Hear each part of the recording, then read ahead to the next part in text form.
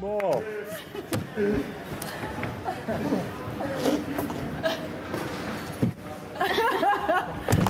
I close my eyes, drew back the curtain to see for certain what I thought I knew.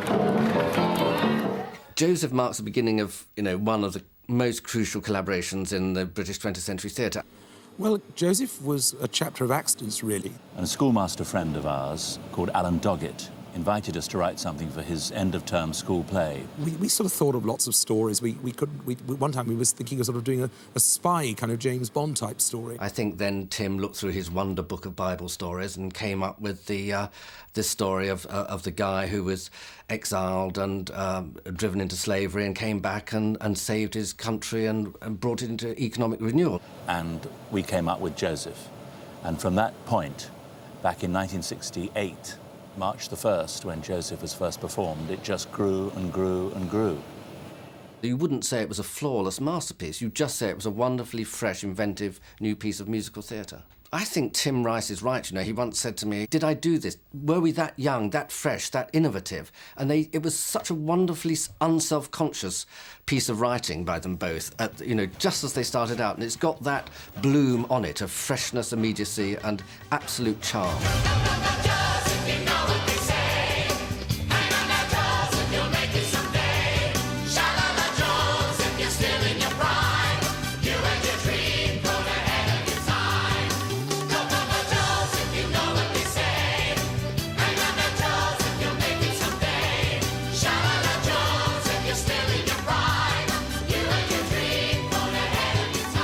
The Stephen Pimlott played in production, has been, I suppose, probably the best and the most successful around the world, of any Joseph that we've ever had. Andrew Lloyd Webber, I had seen a production I'd done of Carmen, an arena production. Why he should think I would be a suitable choice for Joseph, I don't know. And as the other piece of work I had on that year was Julius Caesar, I thought it would make a pleasant contrast. The team responsible was Stephen Pimlott, the director, and Mark Thompson, the designer. They have great operatic experience, even at that stage. They've done quite a lot of work in musical theatre and operas. I don't know what I really brought to it. I started off like I do with most things, of telling the story. It's a very good story, and it's very well told. You did feel, were they breaking a butterfly on a wheel? Had they taken a hammer to a nut, as it were? And you got the Egyptian slaves coming on like Mediterranean gay waiters in their white miniskirts. And I did think it was a little over the top and probably putting too much strain on it. But I was in a minority of about -1, I think. The audience absolutely loved it. It's all about listening to the interpretation that leads. All your lives have been a misery in the court ever since he's had these bloody dreams. So it will just free it up a little bit, make it more about listening and a little bit less choreographed. Oh, well, we've had several Josephs. The first was Jason Donovan, who was a lovely guy. At the time, at the height of his career as a pop idol, you couldn't get through the stage door. Actually, every performance, there were thousands of people there.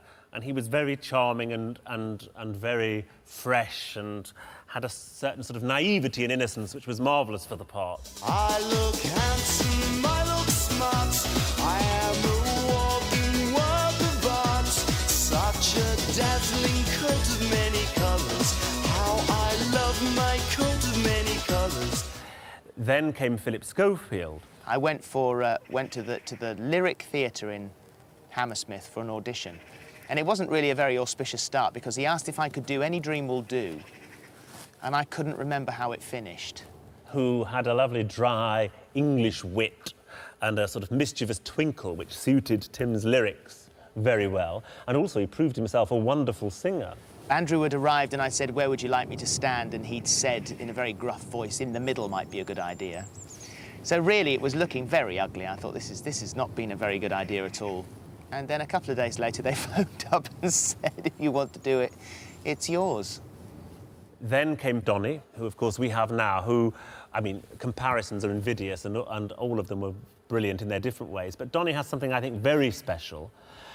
He's able to play both ends of the spectrum, really, the very naive boy who begins the story and the man that he becomes. I closed my eyes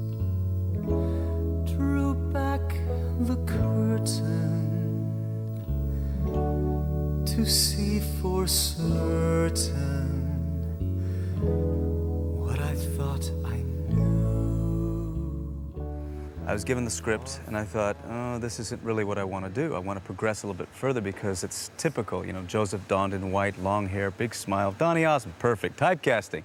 But then I started reading the script a little bit more, and I realized there's a lot more to it than just that cute side of Joseph. There's that roller coaster ride of emotions into the jail and the prison, and eventually he's in charge of Egypt.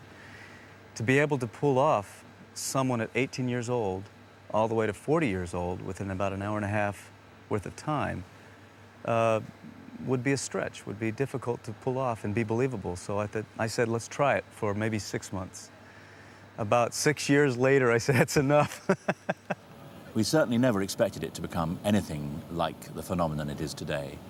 Certainly, anybody writing a 20-minute piece for a school would never expect it, 30 years on, to become one of the world's most performed musicals, having played Broadway, the West End, all over the world, literally, and now being made into a major video film. You just do not expect these things.